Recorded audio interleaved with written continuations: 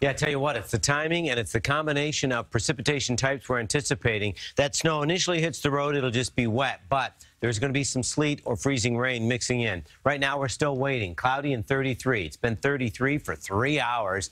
Air is certainly cold enough for snow. National Weather Service has posted a winter weather advisory. It kicks in at 1 this afternoon until Friday, as we have overnight hours with more wind and rain. It is rain right now for parts of Monmouth and Ocean County. There's a little bit of that mixing, but you can see snow is starting to come into Somerset, Middlesex.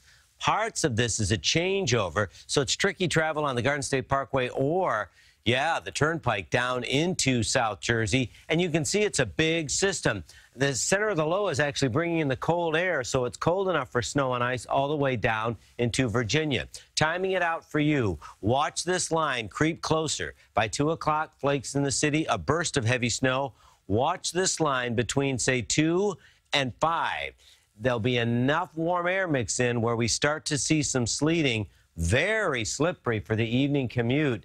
And then you're going to see heavy rain filter in. I mean, the potential for flooding from rain with this before this thing starts to wrap up. As it winds up, we'll have one more burst of cold air, so you'll see more significant totals in the Hudson Valley. We'll take a look at the totals, but remember, basically this storm is about the changing driving conditions and how slippery it'll be.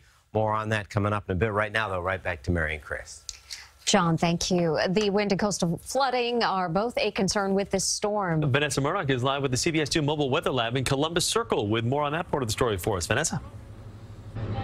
Hi, guys. Yeah, the driving winds will be pushing water inland overnight into early tomorrow morning. Right now, though, the wind's not a big factor in the forecast. That changes this evening. Let's check out the stats from the Mobile Weather Lab. What's important to note with this is that our vehicle right now, our anemometer on top of the Mobile Weather Lab is a bit blocked by a larger vehicle. So you see the sustained wind at 4 miles per hour. This will be picking up significantly as we head into the evening and the overnight hours. So let's check it out. Many of us under a wind advisory. We're talking winds may be gusting up to 50 miles per hour this evening.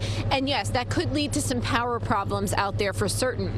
Those driving winds will again force water inland, especially along the south shore of Long Island and the city, those Back Bay beaches. A coastal flood advisory goes into effect from 1 a.m.